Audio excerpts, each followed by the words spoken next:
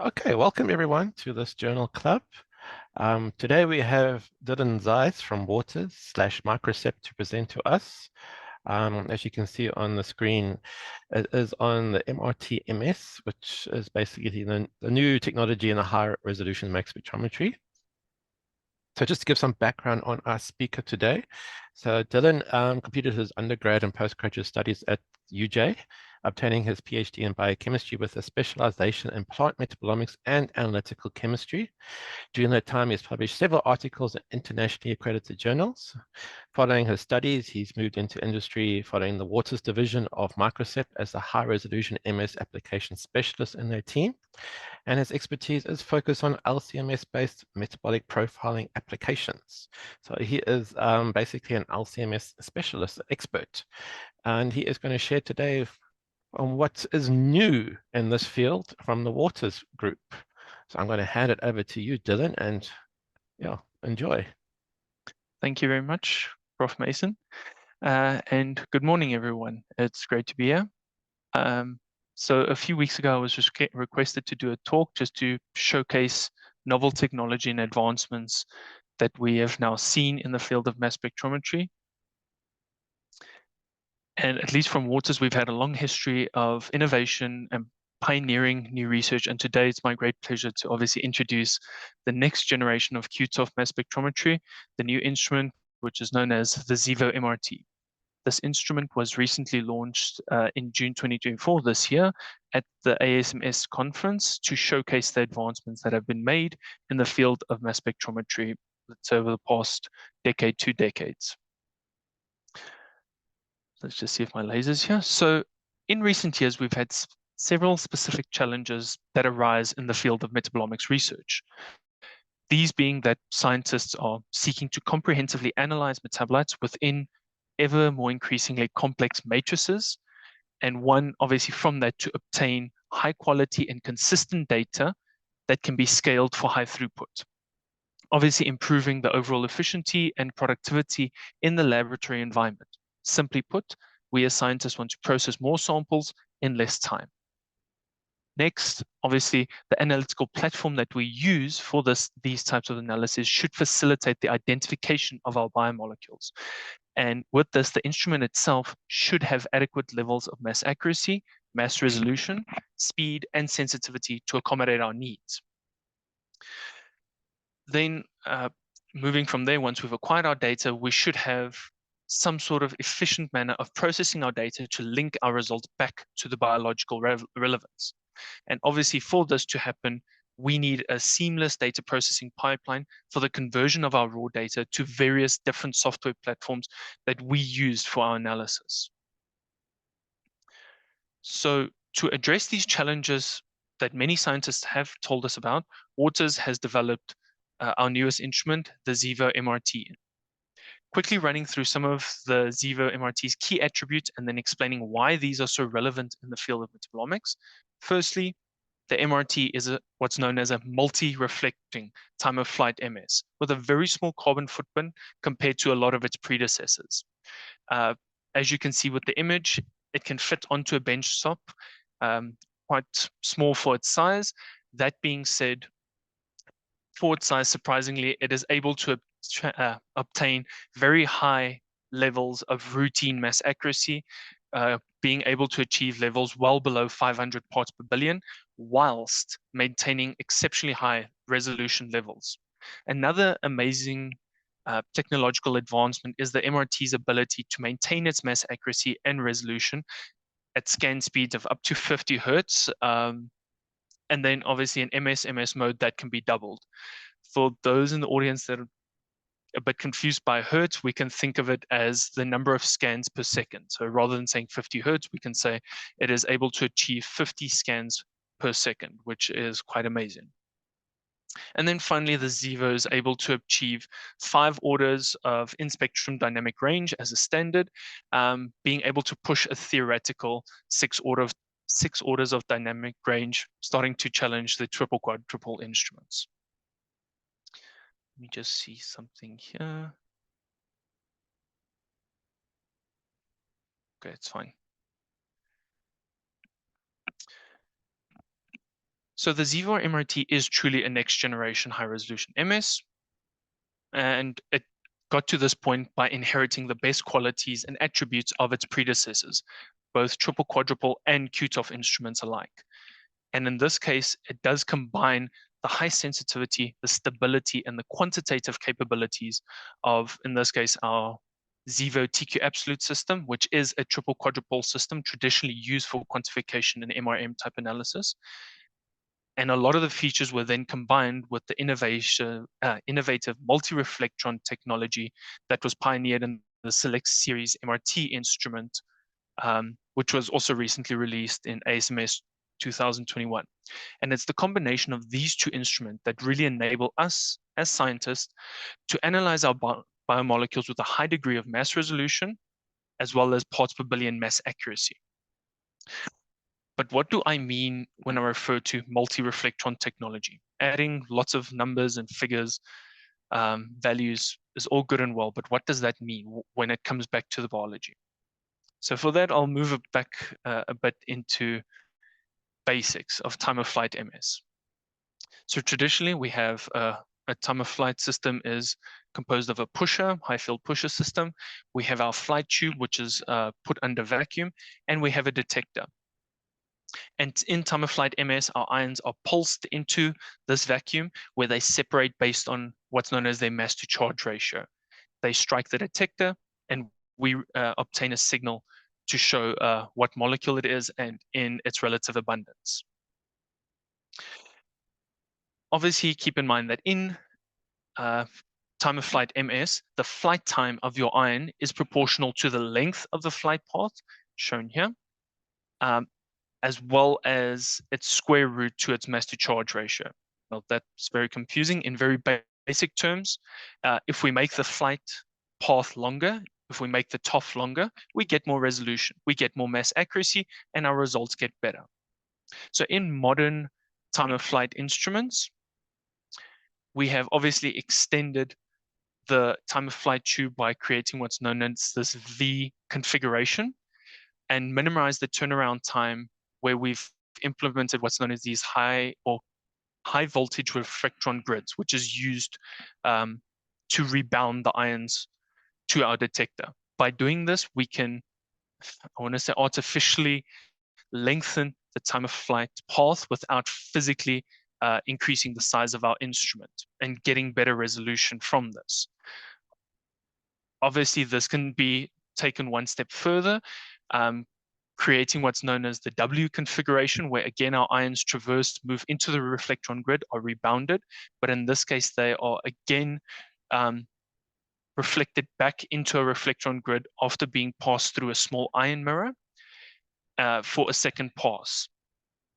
And the first thing that we can see from this is obviously we would get an increase in resolution due to the increase in our overall length, but we start losing some transmission of our total ion beam, where, as an example, on the V mode, we would have 100% of our ion transmission.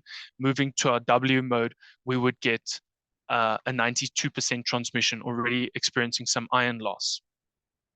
Now, obviously, if increasing the flight path length improves the result, can't we just continue adding reflections in our system?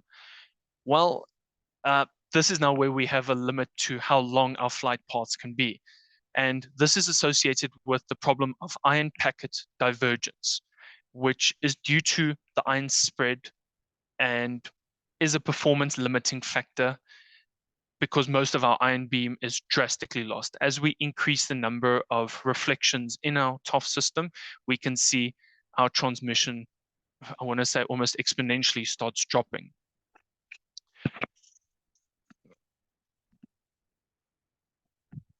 So how do we improve this?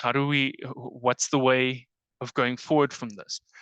Well, the novel design of this, or let me take it one step back. The reason for the loss of this transmission is due to the reflectron grids. And the analogy I like using to explain is Olympic athletes. The Olympics was recently finished, Olympic athletes on a track. And as they are running, they stay within their own lane. But obviously, as we keep on moving, as these ions move through each of these reflectron grids, we experience some ion loss where they start deviating from their lane. Obviously, if they deviate on their lane, out of their lane, they never reach the detector, they're never detected, we do not see the result. So what has Waters done to improve this? Obviously, the addition of more reflectron grids does not improve the situation. Well, we remove the reflectron grids completely, as you can see with this last one. And what we can now do is create a new geometry where we have gridless mirrors on both sides of the instrument. And to avoid this ion packet divergence, what we explained, that I explained earlier, we have these periodic ion lenses that are placed in the central axis. And what's really cool is these ion mirrors provide this indefinite confinement of these ions through the zigzag geometry. And this allows the long time of flight path to maintain its resolution, maintain its good mass accuracy, and ultimately its sensitivity, leading to a better result for us. So here's a schematic of the Xevo MRT. Firstly, we have the first section that I'll briefly describe, which we define as the MS1 region.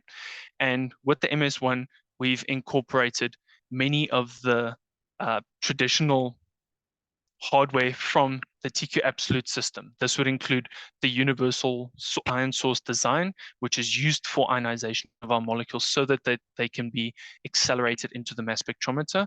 We have our step wave XS, which is has several functions, but briefly is used for extracting our ions from our ion beam while eliminating our neutral molecules, and then also accelerating them into our mass spectrometer. And then finally, our quadrupole design, which can be used for filtering or MS-MS types experiments. Moving on to the second stage of our Xevo MRT schematic, we have several new devices, such as firstly, the redesigned collision cell, our PVM focusing region, known as phase volume manipulator. We can see we have our 4-meter long flight path, which consists of a total of 8 reflections, 4 at the bottom, 4 at the top. And then finally it ends, excuse me. And finally this ends with our dual game long life detector that we have. And the way the instrument is set up permits the user to run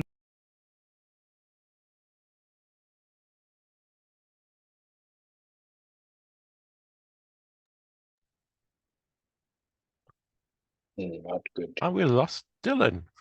Not good. I think computer went again. Oh dear. Fortunate. Let me quickly check on that, Shane. Okay, thanks, Bianca. Shame his laptop is fighting with him.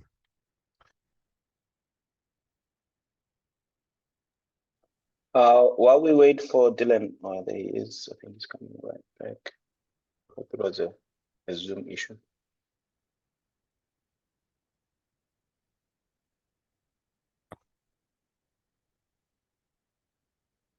He's back.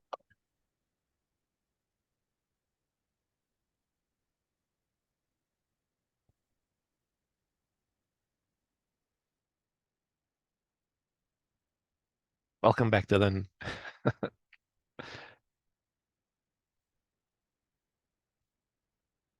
You're still muted. Okay. Okay, there we go. Yeah, apologies. My laptop is misbehaving today. No worries. All right. And then, yeah, to conclude, then we have our dual gain long life detector, which I'll discuss a bit. And the way the instrument is set up allows us to run the instrument at full sensitivity and full mass resolution, independent of our scan rate. So having a look at our collision cell, well, collision cells are traditionally used in mass spectrometry for one, capturing our ions, 2, optionally fragmenting them, and then 3, transferring them from the quadrupole to the TOF with minimal phase dispersion of the ion beam. And this new collision cell design compresses the ion beam in such a way that it allows the high transmission through our downstream apertures, maximizing the sensitivity over a wide mass range. Importantly, the design minimizes the transit time, or the time that our ions spend in the collision cell. And this allows the instrument to maintain its precursor ion selection fidelity, or in the case of MS experiments, the fast switching quadrupole capabilities. So in a nutshell, the new collision cell is there for efficient fragmentation, minimizing the overall time that our ions have to spend in the collision cell when being fragmented, and once fragmented, recompressing our ions in a very narrow and tight beam so that they reach the TOF with minimal dispersion. Just after our collision cell, we have this key piece of technology, which is known as the phase volume manipulator. And this is a key device that efficiently transfers the ions from a collision cell to the time of flight tube, whilst simultaneously also shaping the overall volume of our ion beam to ensure, again, that we have maximum resolution at maximum sensitivity. And how this is done, how this is performed, is by what's known as collimating. The word is over here.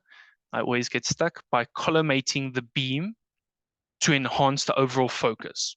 In a very simple way of explaining it, the ions are directed in such a way that they remain parallel or very close to parallel.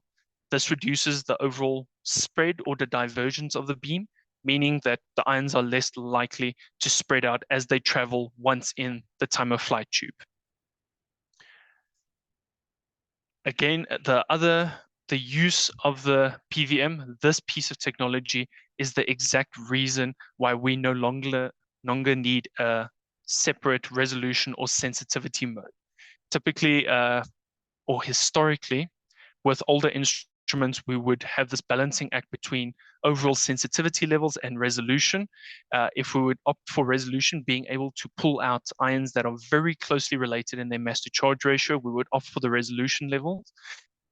But knowing that we would sacrifice some sensitivity. Obviously, moving on the other end, focusing on sensitivity, we might not be able to distinguish two molecules from one another, seeing them as one molecule. And the phase volume manipulator really assists with this. Finally, this device also enhances the overall robustness of the instrument in the long term, ensuring more uptime, that you have less parts to clean in the instrument. And this is because it keeps the ions in a straight and narrow beam. So the example, the importance of scan speed, of having resolution, of having good mass accuracy can be shown in this example here, especially when it's coupled to UPLC type separation. So here we have an extracted ion chromatogram of our terfenadine molecule in ESI positive. We can see from our extracted ion chromatogram, this ion is about 1.1 seconds in width, a very well-resolved chromatographic peak. And due to the 50 hertz, the scan speed of the Xevo MRT, we are able to obtain 52 data points across a chromatographic peak, while simultaneously, if we pull our mass spectrum, being able to maintain resolutions well above 70,000 full width half maximum. So this is the one example I give. The other one is the moment you have, as frequently in metabolomics, we might have peaks that are very small, very sharp, and frequently elute below 1 second. Here we have the example of resupine, again in positive ionization with a base of 0.8 seconds. We can see we have 37 data points, more than sufficient for semi-quantitative or sometimes absolute quantitative capabilities. Obviously, this does not replace a triple quads capability, but does take us one step further, because it provides us this analytical overhead for more probing type analysis, such as DDA, MS, or more modern day DIA types of experiments. And obviously with this, our chromatography can obviously be optimized, improved. We can have shorter chromatographic run times, knowing we have the confidence of having sufficient number of data points across the peak.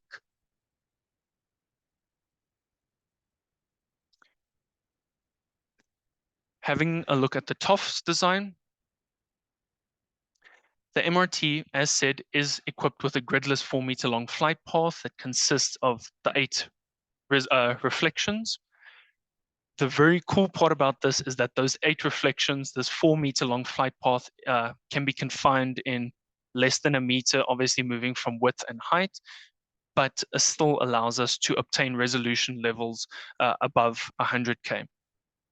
It incorporates features from both novel and traditional technology. Obviously, the novel technology would be this gridless folded geometry, and from the more traditional analysis, it would be having our high duty sampling rate from our high field pusher, which is coupled to our new collision cell, our PVM, which allows us for simultaneous high resolution, good sensitivity, allows us faster sampling rates, and obviously a compact footprint. And then finally, we have our dual cane detector, which ensures stability over the long time and allows us to analyze higher ion concentrations, which is also something that limits us a bit in metabolomics, especially when it comes to more concentrated samples.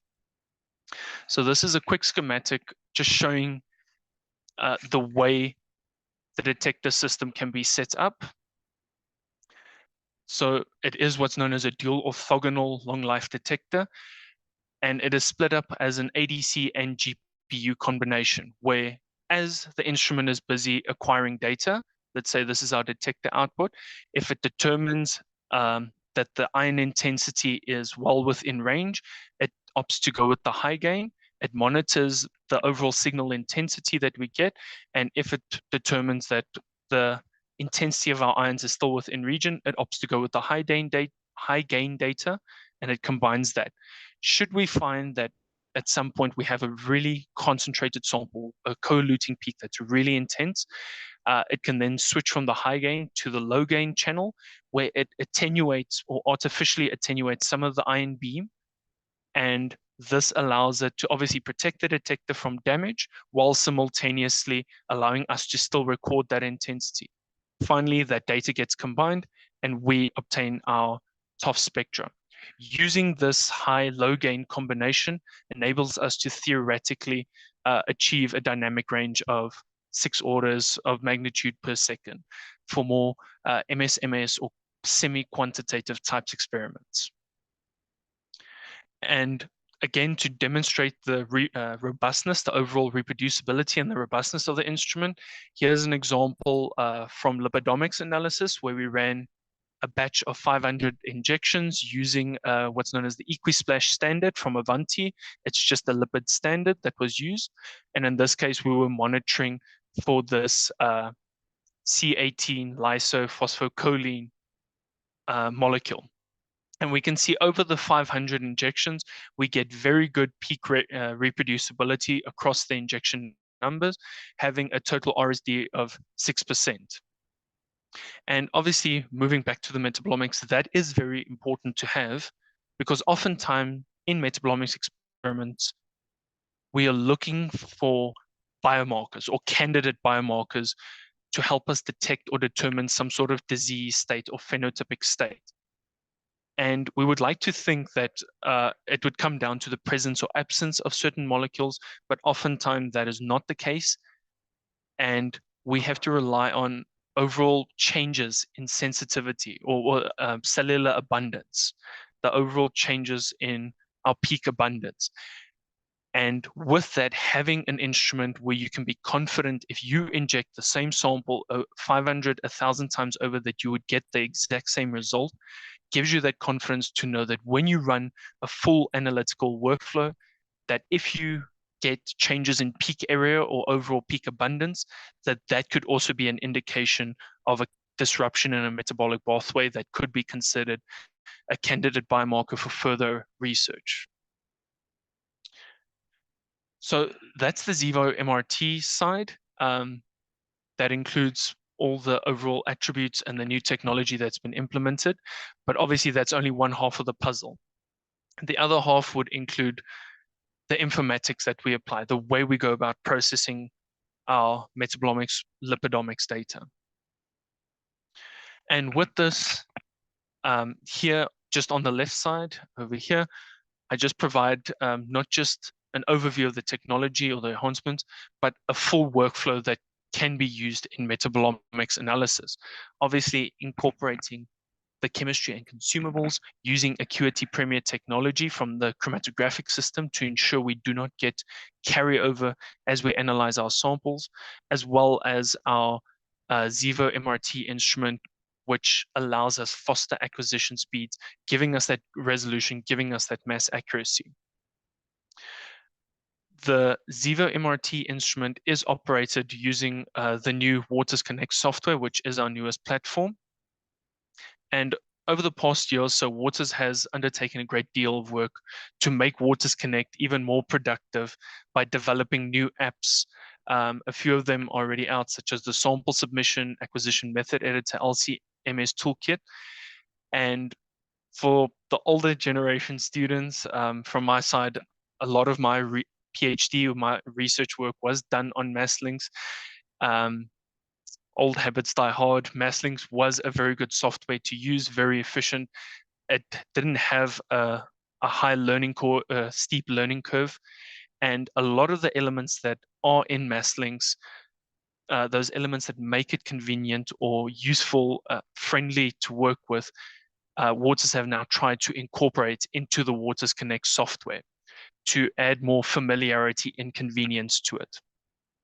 With that being said now, Waters has now partnered with Mass Analytica, which is a market-leading company when it comes to developing metabolite identification software packages, such as Mars, LipoStar, and Mass Metasite. And these softwares are really useful to work with. They aid through the entire process of statistical analysis, metabolite identification. But then moving on to the other side of it, either through the Waters Connect API on itself or exporting to the MZML format, we have now developed a new, what's known as Microsep called Data Convert, which allows us to convert our raw data formats into the MZML data format. And obviously, this has been a very big challenge because we've now seen in recent years the rise of more open source formats, different data software packages that are capable of doing different things. And now having the ability to convert our raw data format and plug them into open source or third-party software, it takes us that one step further to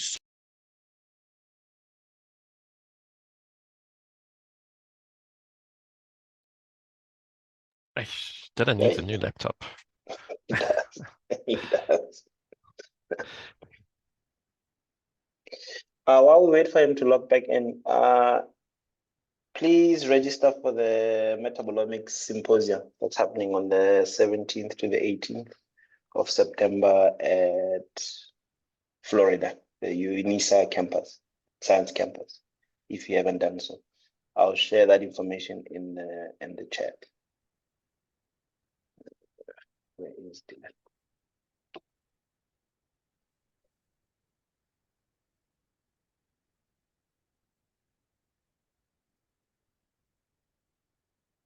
I might as well plug other events while we wait. Yeah, go for it. All right. I'll share all of these links in the chat just now. The ACGT will also have a plant forum at Wits University on the 6th of September. It's on plant microbe interactions, the good and the bad, I think is the theme. So that will be on the 6th of September at Wits. And then the final thing is, if you haven't already registered, is for the Proteomics Summer School. That will be next year, February, in KZN. This is the third installment of the school. And I see there's a few names in here that have attended. A week-long event where you learn different applications of proteomics. It's quite useful. I'll share all of these links in the chat in case you haven't registered yet. And Or also the next week is the webinars are starting with the EMN group. There we go. I think Anza is one of the speakers next week. Yes, and if you are not a member of MSA, please register so that you get those emails as well. I think there's a hand up. Abby, you have a question? Yeah, I just wanted to ask about the proteomics summer school. When do we hope to hear back from the organizers about the registration? Oh, yeah. So at the moment, applications are still open. I think the final decisions will be made towards end of this month on who is in. So Kelly should be in contact soon. Okay, thank you so much. Okay. All right, there's Dylan.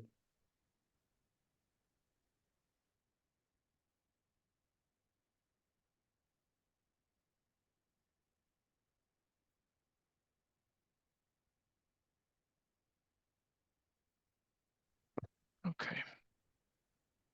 Dylan, tell Waters you need a new laptop. It's not the laptop, it's Microsoft with its updates. And after Oh, I canceled it and I disabled it, it still just decided, oh no, it's going ahead with the plan. Okay. I'm near the end anyway. Okay. okay.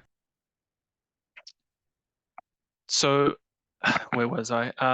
With the new data convert software application, we can obviously generate MZML files both at the point of data acquisition or post-acquisition. And that enables us the choice of a simplified access to the popular open source softwares such as MZMine, such as XCMS, MSDAL, Skyline.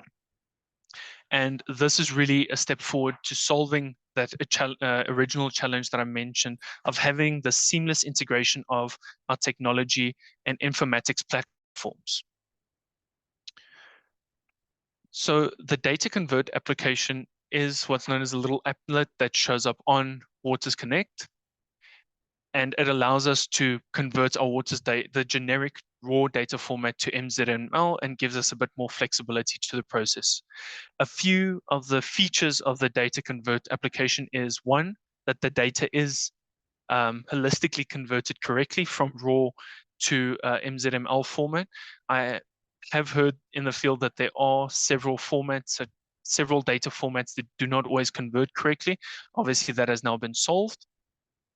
Whether the data has been acquired in Centroid or Continuum, the lockmass can be applied or corrected in real time for the conversion. And very importantly, once that lockmass conversion has been performed, the spectra is also removed as that can cause problem with deconvolution.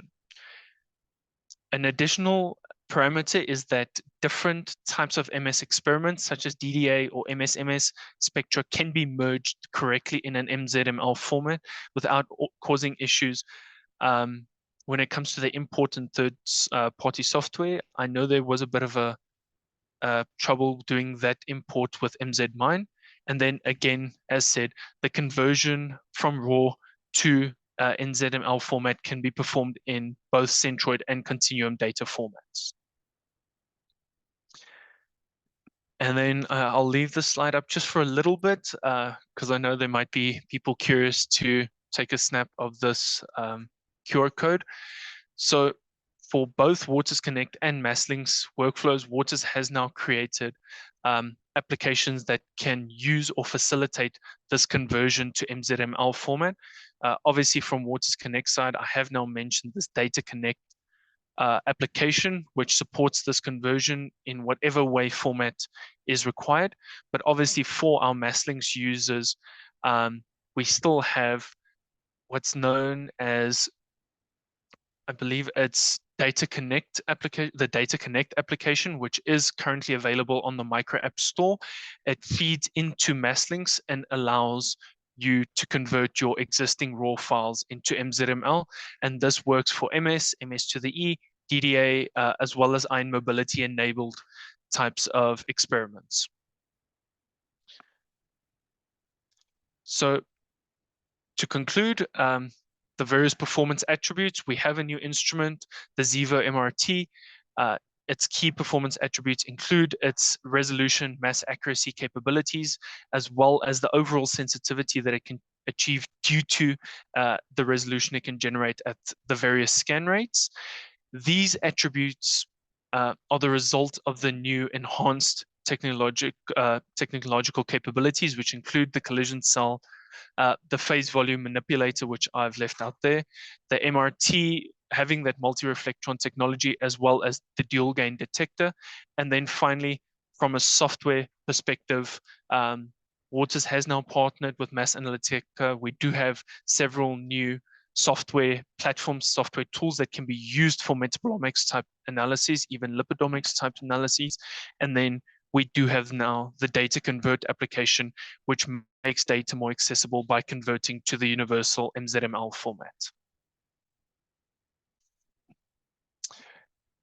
So thank you for your time, even though from my side it was a bit disrupted.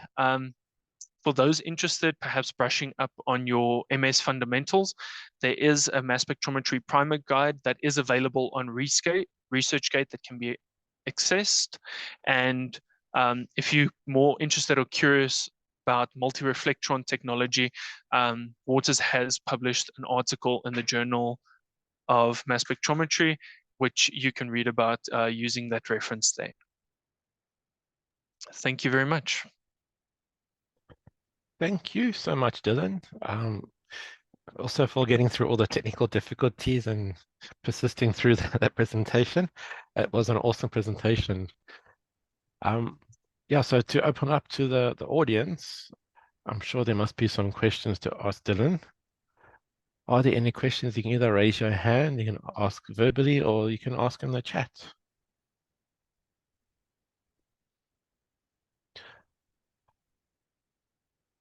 Also, I encourage presenters also to be available by email. So I don't know if you want to input your email into the chat, Dylan, for Sure, people to I get can in do contact that with you. So Malati as well. So while you're gone, Malati just plugged in some additional events that are happening at MSA. They're also available in the chat box. So it's dylan.zeiss@microsep.co.za. Those that want to email him. I see Abisola has a question. Go ahead, Abisola. Thank you, Dylan, for the presentation. Although I didn't join early enough, but you only mentioned that you use it for metabolomics and lipidomics. Do you also use it for proteomics? The Xeno MRT, this Zivo MRT. Thank you for the question, Abby. So originally, yes, the instrument was set up for metabolomics or lipidomics, or just the general metabolite type analyses experiments. In terms of proteomics type analysis, I believe the instrument could probably be used for proteomics type analysis. There are just a few things that we would have to take into consideration. With proteomics, obviously, it uses a different front end, a different chromatographic system. With that, the flow rate, the column technology, the way we do our separation is a bit different. So that would just have to be taken into consideration. From the MRT's perspective, I believe it would still be able to be used for proteomics types experiments. And then the other facet to that would have to be considered is the informatics platform or the software platform that you would use for your data processing. Obviously, proteomics data, the way we go about the pipeline that you use for processing it is a bit different to that of metabolomics. Waters does have a software platform called Progenesis QIP, which is more dedicated for proteomics types experiments. But yes, I believe the instrument could be used for that. Okay, thank you so much. And I see that a lot has been improved based on the qTOF system based on your presentation. And one question I had in mind was, one of the issues that qTOF systems have is when the environment is not suitable, you start getting results that are not really reliable. So yes, in that sense, so has anything been done to improve on that? Okay, excellent question. So obviously with any time of flight instrument, qTOF instrument, yes, as you said, these instruments are very susceptible to temperature fluctuations, humidity, as well as voltage spikes. And we live in South Africa, so Eskom's always a great concern. And the reason for this is you could think of the time of flight tube as a giant metal box. Now, obviously, I'll use temperature as an example. As we increase overall temperature, metal expands. And that effect, I go back to the Olympics or the racetrack analogy. If your ions are running a 100-meter race and the temperature changes and suddenly the racetrack becomes 101 meters or 102, your overall accuracy, mass accuracy does deviate. In terms of resolution, I believe the instrument is very robust with these new advancements, both with grid and gridless type technology to improve your overall resolution. But in terms of mass accuracy, temperature is a very important parameter that should be kept constant, or as constant as possible when it comes to having these instruments, because it has an overall effect on the flight path, the time of flight tube. Several vendors or several ideas that have come up is to try and insulate the time of flight tube to make it more robust to temperature fluctuations, to humidity changes, to voltage spikes. But obviously, if we think about how small ions are, and we are trying to analyze them at parts per billion levels of mass accuracy, this is still a bit of a challenge that science needs to overcome. Okay, thank you so much. I have another question, one final question. Yeah, you also mentioned, because while you were presenting, one thing that came to my mind as well was when you're measuring a sample that has low and high abundance of different molecules, and you mentioned that you can change the detector. I don't know, I didn't get that part clearly.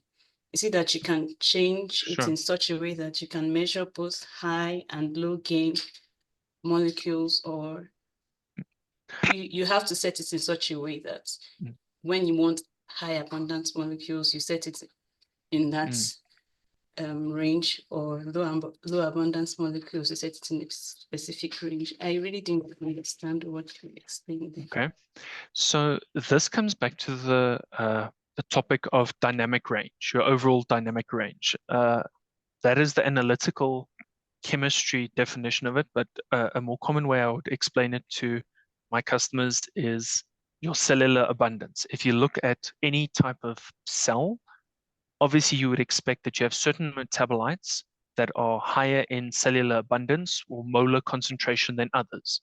The very good example is you would expect to see phospholipids everywhere in a very high concentration because they're the biological membranes of any cell. Conversely, a molecule like adrenaline might be a terrible example, but you would not expect to have a high cellular intensity of the adrenaline molecule because of the effects it has as being a neurotransmitter. So with this shift in overall cellular abundance, you have molecules that are very low in intensity, you have molecules at very high intensity levels. When you do metabolomics type experiments, you want to try and capture not just a molecular range, but also a wide cellular or concentration intensity of the metabolites that you can identify. You want to capture these small or these low abundance molecules while simultaneously identifying the large ones, and you want to make sure that they do not disrupt one another. And that's where the idea of dynamic range comes in. So the Ziva MRT is capable of 5 orders of dynamic range. So as an example, going from 10 molar, as an example, a hypothetical example, going from 10 molar to 100 molar to 1,000 to 10,000. That's 4 orders of dynamic range. The Ziva MRT is capable of moving through 5 orders of dynamic range to capture that biological information. In terms of setting up the instrument to monitor for that dynamic range, I do believe for more advanced users, obviously this can be accessed and tuned manually, but for the majority of cases, This happens in the background. The instrument, the software does this on its own. It monitors it on its own. You do not have to, you as the operator do not have to set these parameters. And the reason for this is that the instrument has this dual gain detector, that as you're analyzing ions or analyzing your metabolites, it monitors the overall current, the overall intensity that is running through the TOF and striking the detector. And the moment it realizes that the intensity is a bit too high for it to handle, and it fears that the detector might get saturated, in which case we might not be able to see the more higher abundant molecules, it opts to switch to that low gain detection system where it attenuates. I almost want to say it cuts out some of the beam, but it records how much of that beam it cuts out. And then obviously from the software side, it stitches that information back. So that that's now the low gain portion of the detector, and that ensures that we're able to analyze more concentrated samples or analyze metabolites that are at a higher abundance.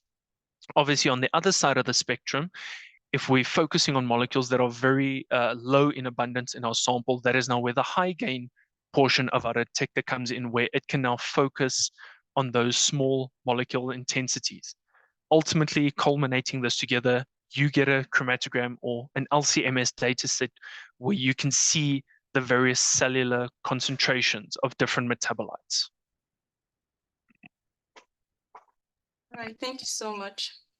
That'll be all from me. Thank you, Abby. Please let me know if the explanation didn't quite make sense. Yeah.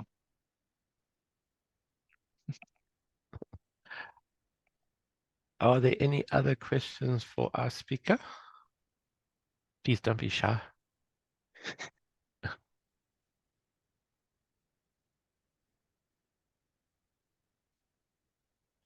Well, I'm sure everyone who is familiar with LC-MS is familiar with Waters and Microsep. And if you are familiar with them, you are familiar with Dylan and Bianca. I'm sure you can contact them to find out more about this system if you're interested in maybe purchasing it or just finding more information about it. I see Gaebe is unmuted. Do you have a question?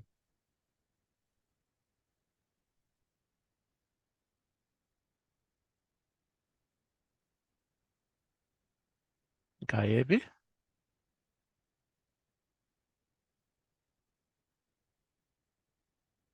Or maybe not. Because when you join. Okay. In that case, I think I'll just bring everyone's attention back to the chat box. Malati has posted a lot of things there for you to be aware of. And Wilson has also included that next week, don't forget the general introduction to metabolomics, the webinar from the EMN group of MSA.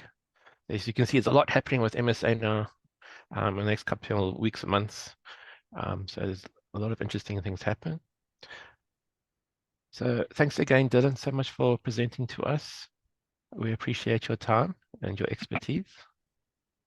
Thank you very much for giving me the opportunity. I apologize about the technological disruption. No worries, no worries. We've all been there. Okay, I think we can end today's Journal Club there. Thanks everyone for attending. We hope to see you again.